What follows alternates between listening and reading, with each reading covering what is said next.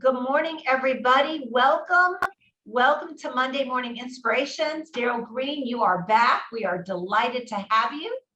And today's message is, how do we love more? And there's a quote: the only thing we never get enough of is love, and the only thing we never give enough of is love. Henry Miller. So what is love? The Word of God says that love is patient, love is kind, it does not envy, it does not boast, it is not proud, it does not dishonor others, it's not self-seeking, it is not easily angered, it keeps no record of wrongs. Love does not delight in evil, but rejoices with the truth. It always protects, always trusts, always hopes, always perseveres. Love never fails. Wouldn't it be nice if we could love like this every day? We are delighted again to have Darryl Green, an American author, coach, and speaker who has transformed many lives on domestic and international platforms with his message of healing, reconciliation, and forgiveness. Mr. Green is a full-time professor at Morgan State School of Social Work graduate program and a current Ph.D. student working on his doctorate in social work. He's married to Christie Gray-Green, and they have two children, Rebecca and Lillian. I think one of your daughters is I think she's studying to be a social worker. She is. Awesome. He's a native of Baltimore and president and principal consultant for Deep Forgiveness, a nonprofit organization established to aid in the restoration of families, in part through economic empowerment. Moreover, Green is a staunch proponent for libertarian reconciliation and forgiveness and has been pegged by industry professionals as an innovative change agent on mental health, healing, social welfare, and restorative justice. Darryl Green, again, we are so happy to have you. And I'm turning over the platform to you. Well, thank you, Diane. Thank you, Gina, for always, keeping me in the loop of what's happening at Gilchrist, and always, adding me as a part of the family. I feel like family. Let me just say this to everybody. Good morning, good morning, good morning. I'm honored to be here this morning. I woke up this morning probably around 4:15 in a panic because I thought that I was late for this meeting. I thought that I overslept, and I just hear Diane's voice in the background saying, "Darryl, where are you?" And so I've been up preparing since, I've been ready since 4:15 or 4:17 this morning. I'm just super excited just to come before you again today. And my message today is, how do we love more, right? How do we love more? And I know, the Gilchrist family, you guys do it, and for all the other folks in the listening audience, because this love transforms, right? It's a beautiful, precious gift that we all have, but we all don't choose to use it.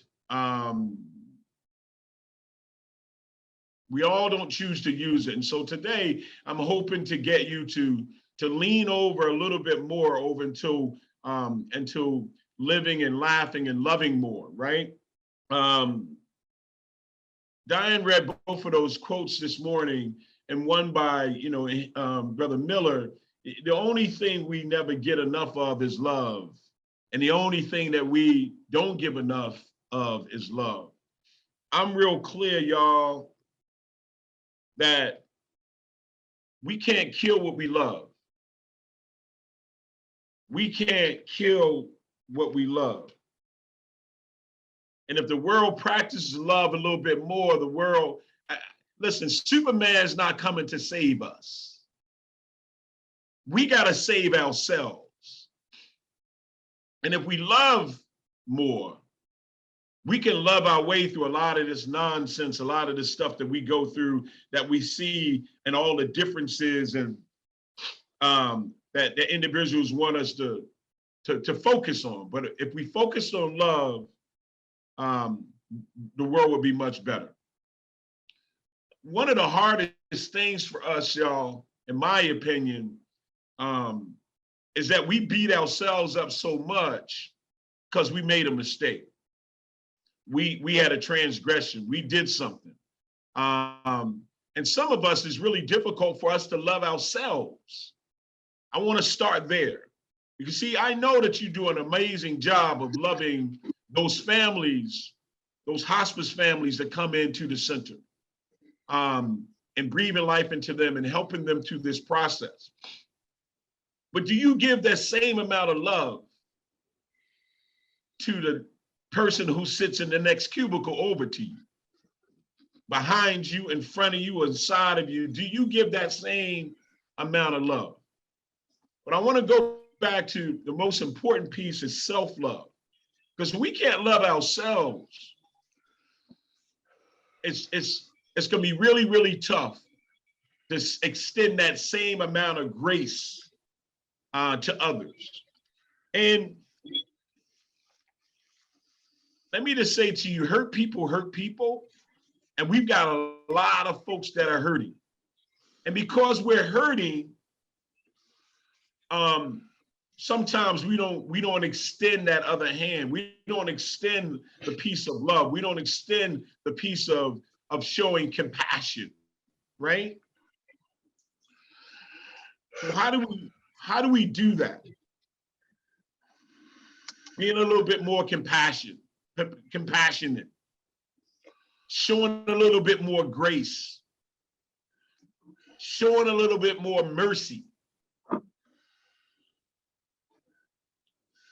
and empathy, right? Some of us walk around with this tough exterior. How you doing? I'm good. How you doing? I'm good. You doing all right? Yeah. And we don't let some folk in. And when we closed off, we can't get that gift. Listen, a beautiful gift. Let me just say this to you.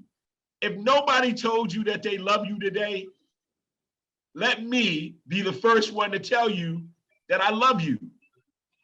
If nobody told you today that they love you, if you haven't heard those words and look, the cat can't tell you, the dog will lick you all over the face. I love you, right?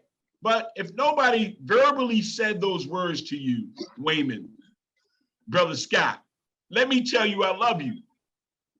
Beth, let me tell you that I love you. Wendy, let me tell Carla. Look, hey, Don, let me tell you. Diane, let me tell you all. Chris, Jane, let me tell you all. T. Myers, let me tell you all. Miss Joyner, that I love you. We can show love by just saying hello. 5 letters. HELLO. Just saying hello can be the start of a beautiful journey, just by saying hello. And you can get such a beautiful gift from it. A gift of love, a gift of feeling so good that, oh man, somebody said hello to me. That one person that you say hello to, you know what it is? Somebody may have never even said anything kind to them all day. And I was at Sam's Club on this weekend, and I went in there for a couple of things. I came out with $248 worth of stuff, but I spoke to everybody. And one of my college friends said to my wife, I don't know how you put up with him, because he speaks to everybody. She said, well, it's been 31 years. And so, I'm used to my husband, right? Because listen, just like this morning, we just got up and got on the call, right? Nothing special. We just got up and got on the call to talk about how do we love more. Just that very first step is so beautiful. Now I speak to everybody. Hey, how you doing? How you doing? Hey, how you doing? How you doing? How you doing?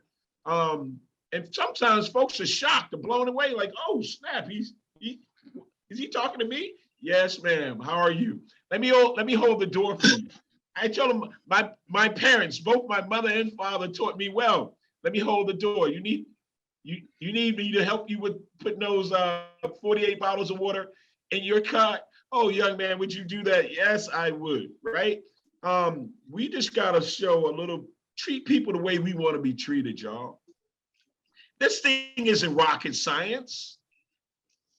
you know, Cindy come into the office every Monday morning. She walks right on past you and go to her little office. Don't say anything to anybody. Go knock on her door and say, "Hey, Cindy, how you doing? Good morning."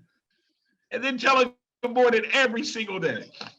I know whenever I see Diane, when I see Diane, it's a breath of fresh air, because I'm gonna get that same kind of love. I'm gonna get that same kind of energy, right? And so what that does something to you. It does something to your spirit.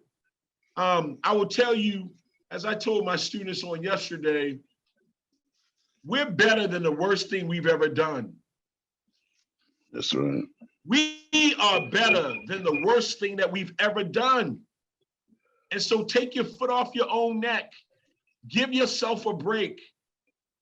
Listen, in the spirit of diversity, whatever higher power you believe in, your God is awesome too. He, she, whoever, they're awesome. I know who woke me up this morning. And he gave me another day to try to get it right. I don't get it right every day. My students at the Morgan State University, they may come to my class, y'all, and Chris, I may be standing on the desk. They look up at me like, "Professor Green, what are you doing?" I said, "Now that I have your attention." Now that I have your attention. And I will tell you, our babies are struggling right now with this whole COVID-19. And truth be told, some of y'all under the sound of my voice right now are struggling right now. And so I always ask my students, how are you doing? How are you doing? That's me loving them up. How are you doing? Professor Green, this is what's happening. This is what's happening. You got to imagine being in a 3-hour lecture with me. So it's a beautiful journey. It's a beautiful, but we make it a safe space for our students to come. And when I tell them, listen, if nobody told you today that I love you, that they love you, let me be the first. Like Professor Green, wow. I haven't heard that word. Nobody has said that to me. And even some of the folks under the sound of my voice, haven't heard that word in a long time. And so we can love more by, one, loving ourselves, taking our foot off our own neck. And watch this, y'all. You want to blow somebody's mind today? Listen, Diane invited me and Gina invited me to the Welcome Home to the Veterans piece. And if you haven't been there, you need to get there, because it's a powerful piece, but it's a powerful piece of love, right? I love myself enough that I had to forgive the kid who took my brother's life. I love me enough that I had to forgive the kid who was responsible for taking my brother's life. I love me enough to say, God, take this anger off of me and give me something else. I didn't know what he was going to give me, Wayman, but he gave me forgiveness. And that's another time, another speaking piece, but I now work with a young man who took my brother's life. We're now partners. But I had to love me enough to be able to go through that journey of now, for us to be able to work together and help some other folks to heal, to reconcile and move towards healing, move towards deep forgiveness. And so Diane said I only had 10 minutes to speak. I could keep talking, but I want to be able to have some questions and answers. Questions if you want. But listen, love is so powerful, y'all. It is so powerful. And I began to say this: you want to blow somebody's mind today? Text somebody that you haven't talked to. Text somebody that y'all got a little, you ain't talking to your good girlfriend no more, or she borrowed some money from you. Now she mad at you because she ain't pay you back your money. Y'all know how it works, right? A family member come over your house, you let them stay for a week. They've been there for 5 years, and now you and don't pay no rent. And now you tell them, look, I got to move on. Now they mad at you. Call somebody today, text them today, and just say, hey, girl, I've been thinking about you, and I want to tell you I love you. It's going to blow their mind. It's going to blow their mind. They're going to look at the phone like, wait, what is this? Listen, for some of us who are not loving, for some of us that are angry, for some of us that are upset and loved ones and things like that, listen, take your power back. My question to you is, when you going to take your power back? Because until you do, that situation, that person, that whatever, it owns you. It owns you. Take your power back right now and text them and say, hey, girl, I was thinking about you. I want to tell you I love you. Or text your father, text your mother, text your sister. One of my brothers told me he ain't talked to his mother in 10 years. I said, have you lost your mind? Do you realize how many people wish they could have one more conversation with their mother? Have them eat a piece of cornbread, take the trash out, and you got one, you're not talking to them, come on. So listen, I just want to come and give y'all some love on Monday morning. I hope you can feel the love that's coming through. I hope you can feel it. I know my colleagues, my other professor colleagues are like, what is he in there doing? Listen, I get to the office before anybody else. So, I'm way back in the cut. I don't have a window view. That's above my pay grade. But one day, I'm gonna. You too, Chris. You in the. One day, I'm gonna be able to look out on the courtyard like, oh yes. So listen, I sure hope I said something this morning that inspire you to love more, to want to be better, right? Take your foot off your own neck and start loving yourself, because you can't love anybody else until you love yourself first, right? And then peek over the cubicle. I don't know how to set up a Gilchrist, but peek over and say, hey, how you doing over there? And I want to tell you I love you today. And thank you for listening. Diane, thank you, Gina, for allowing me to come, Wayman and everybody else, Lori, Wendy and Don and Paula, Laverne and Diane and Carla and Amy, Joyner. I'm gonna miss somebody's name, but thank y'all this morning for just coming in and allowing me just to touch you for a second, right? Well, Dr. Darryl Green, I'm putting it out there. Dr. Darryl Green, I receive it. First of all, on behalf of this whole group, we love you. Amen. And we are so grateful that you're here, lifting us up, inspiring, and just reminding us what's important. So now I open it up to my esteemed colleagues. Any questions, thoughts, comments? Any love you want to send over to Dr. Darryl Green? Any questions? Come on, y'all. I know it's Monday morning, but come on. This morning. Come on. Professor Green, this is Renee Joyner. I love your energy. Thank you so much for sharing that powerful message with us this morning. Just loved it. So Amen. Thank you so much. And we certainly will be keeping you in our prayers. Yes, listen, if you do nothing else for me today, I need you to stretch your arm out to me and just say, Lord, just pray for him. Because it is this PhD thing, y'all. Woo-wee. It's still, thank you, Brother Jordan. It's something, but listen, failure is not an option. Failure. So when you call me Dr. Green, I receive it. I'm breathing it all in. Come on, questions, y'all. How much more time do you have in your doctorate? I just started. I am a first year, second semester. That's how they categorize, they put you in the category. My first year, I'm a first year, second semester. In about 3 weeks, I'll be done, and I'll be a second semester. I'll be a second year, first semester. Right. And then but it was a dream, I'm a poor Black guy from Park Heights and Wally, the belly of the beast. because of the zip code I lived in, they said I wasn't going to make it. I wasn't going to do any of that. But I had some parents and grandparents who prayed for me. They had a different goal for me, right? And so I don't know. I've got 2 masters, one in social work and one in criminal justice. And folks are like, "Why you want to go back to school?" And I said, "Because I can." And they gonna pay for it. And they said, "Well, you too old." And an older white guy up in Pennsylvania, Wayman said, "Hey, Darryl, come here a second." And he said, "I want to tell you this." He said, "I'm 79." He said, "But I got my Ph.D. when I was 75. So you gonna tell anybody who talk about you too old, they need to go and sit down." And I said, "Well, I'm gonna take that. I'm gonna take that." So, it's just, I've got 76 students, along with being a full-time professor, but I have 76 students with 76 different personalities. But I love them through the whole whole process.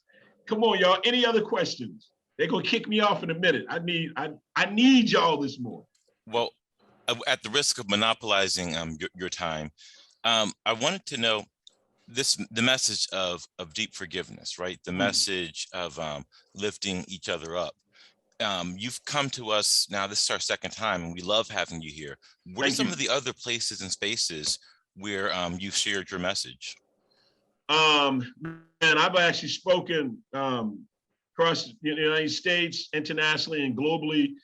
Spending 2 weeks up in Ghana, West Africa, in Accra, up in a village. And I don't know if you've seen my deep forgiveness shirts, but having a whole village from the chief all the way down, little kids with no shoes on, running around with my deep forgiveness message on, shirt on, just, and then purple and gold, my fraternity colors. And they're just running all around. And so colleges, universities had an opportunity to train police officers to talk about, it has taken me to Aruba, Jamaica, Hawaii. One of my students called, and they said to me, it was 4 o'clock in Hawaii. I said, "I don't know what time it is where you are, but it's 4 a.m. where I am." They said, "Professor Green, well, why'd you answer the phone?" I said, "Because you called. Now get on off my phone." But I have been I've been blessed to, and I don't take any of the credit, y'all. God gets it all. I don't take any of the credit. God gets it all, right? He gets all the glory. But I've been able to, I began to talk about, I did a piece for all the chiefs of police, Wayman, in Ohio, to talk about the relationship between the Black and brown community and the police, and how do we heal? How do we have those difficult but courageous conversations? And why is my skin color weaponized against me before I open my mouth? So when I get pulled over, and it's a tragedy, it's a tough situation for me every day, and I have to love them. When I get pulled over by the police, I have to love them through the process, right? But it's anytime I get in my vehicle, it's a risk for me. I'm real clear about that, because they don't know I'm a husband, I'm a father, I'm a professor, I have 3 degrees, I'm a doctoral student, I speak, they don't know any of that. And so I try to help police departments, not the folks on the front line, but the chiefs, the ones who have the power to make the change. If you have one bad training officer and he trains 10 classes at 100 officers, cadets per class, that's 1,000 officers, right? That's 1,000 officers that's been trained not the right way. I love the police department, but having to have the message of healing, reconciliation, and forgiveness. For those who don't know, deep forgiveness was born out of a tragedy. My younger brother was killed over a pair of tennis shoes. I came home to kill him. I was a junior in college. I came home to kill him, his mother, his father, his sister, his brother, the dog, the goldfish. I wanted them all to feel the same pain that we felt. But I was angry for about 2 decades, y'all. 2 decades. 2 decades. And I asked God to take the anger off of me and give me something else. And he gave me forgiveness. And so after this young man served 25 years in jail, I went to court and I testified on his behalf for his release. Now him and I now work together. him and I now work together. And so we just spread the message of just love. And although that young man, 3 seconds of rage is what he said, 3 seconds of anger, he made a decision that he couldn't take back. Now, because of the work that him and I have put in, we work together. It's not always a good day. But some days I look over at him in my passenger seat and like, I can do something to you. But the running joke is they're gonna know, Gina. He said, yeah, the police gonna come straight to your house because they're gonna know the last person I was with was you. And I disappeared. But yeah, it is my hope, and Diane and I are working some stuff and some other folks there that I'm able to come to Gilchrist and do something on a larger scale. I'm already part of the family. There's nothing y'all can do about it. Listen, I love y'all, and ain't nothing you can do about it. Nothing. Any other questions, y'all? Any other questions? Darryl, I wanted to know, does he go out and do speaking engagements about what he did and how, you forgave him and how it all ties together? Has he ever done that? Yes, man. Diane, we speak together. We come out together, and maybe we in the future we'll come to do something at Gilchrist. We just did some stuff for Care First, for the entire company, right? And sometimes I go by myself. Sometimes I bring him. I'm very, very protective of him, and so he calls me Big Bruh. Right? Y'all call me Darryl Green. He calls me Big Bruh. And if I told him right now, listen, I need you, he didn't have a car, but he would get on a bicycle and start riding in my direction, right? But I would say to you, not every day is a good day. Some days when we're speaking, Diane, he may say something, we may be on a stage, he may say something that kind of triggers me. I remember we were talking to a group of youth, and someone asked him, how was prison for you? Or something like that, going in as a 14-year-old kid. And he said, man, well, I had to do what I had to do. But in my mind, it says, oh, so you had to do what you had to do when it came to my younger brother. And I turned from the audience and I began to cry. They could tell I was emotional. But we have a universal sign. When I put my hand up, like by your stomach, that means stop talking. I mean, don't say anything else. Then we'll trade. So it's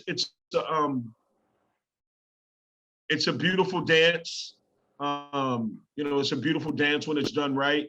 But listen,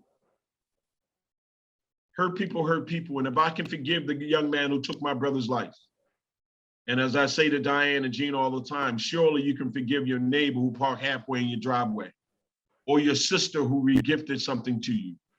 Or, I'm not talking to my brother because he did. Wait a minute. Come on. That's your brother, right? And let me just say this.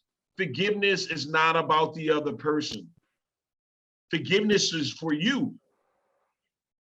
It's not about, he don't deserve it, she don't deserve it. I'm like, yo, it's not about them. It's about you taking your power back. We go to family reunions or Thanksgiving dinner or something like that, and the cousin who, you lent your mortgage money to come in, and she come in and you see her, and you telling your kids, come on, we gotta go. Everybody, let's go. We're leaving. Mom, why are we leaving? Because she here. Oh, she's winning again, isn't she? She making you pack up your children and pack up your turkey and gravy and stuffing and go to the house when you were sitting there having a great time. But forgiveness is not about the other person. Once I forgave the young man who took my brother's life, I was free, y'all. I was free. Diane has a video, and if she doesn't have it, and Gina doesn't have it, I'll send it. It's me. It's a set of prison bars and the kid who took my brother's life. It's 8 minutes and 13 seconds. And I will tell you, everybody on the sound of my voice, that thing's been seen about 4.6, 4.7 million times around the world. We've been invited to the Netherlands, the UK, Australia, trying to help others to kind of heal. But if you show it to your family, now this message may not be for you, but it may be for somebody in your inner circle. Don't be selfish, share it. But we'll come to your family reunion, your backyard, wherever, your family cookout. We'll come sit on the end of the couch at the house and try to help you through your journey. Darryl Green, thank you so much. If everybody goes to Deep Forgiveness, Darryl Green, that's his foundation. You can see the video. It's a beautiful, powerful video. Darryl, your message, incredibly inspiring. I think we all are going to go forth and love, and even, as you said, just a hello and being present with people. That's Small it. steps, right? Small steps of kindness really can go a long way. So and we are incredibly grateful to you, and we do love you, and you are in our family. Thank you. And we, again, are just so grateful, Darryl. Thanks. And I wanted to say this last thing, y'all. We must become each other's allies. That's how we love through our way through this thing as well. All this nonsense. We must become each other's allies. I'm a cheerleader. I cheered all my kids' games. But it's always positive. I'm not the angry guy on the sidelines. Always great job, outstanding job.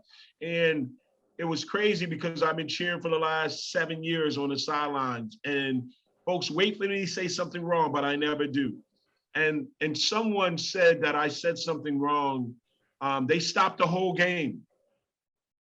But it was so beautiful, y'all, that the parents from the other team, the referee that heard me said, no, he not that guy. But it made me feel, and that was love. And these are old white women, older white dudes say, wait, with the canes, no. Look, I've been over here with them the whole time. And so when we're able to be each other's allies, that's how we love our way through this, y'all. That's how we love our way through. Thank y'all. Y'all only get 12 minutes. Y'all know 12 minutes is not enough for me. And we Before all folks need log off- cheerleaders. And we all need cheerleaders. Yep. Thank you for being our Before folks cheerleader, log Darryl. off, I want to let you know that I put a link to Darryl's video in the chat. Okay, so Diane, if you could wait just another minute before closing out the Zoom, so I can give folks a chance to kind of cut and paste and copy that Vimeo link, and you know, we can watch Vimeo on our computers here at work. Thank you, Wayman, for doing that. No problem. Yep, really appreciate it. And I'm excited to come in. We're working on some stuff, and I'm excited to come. I'll see y'all when I get there. I'm already claiming. Thanks, Darryl. Goodbye, Darryl. Thank you guys. And don't forget to say a prayer for me. Don't forget to pray for me.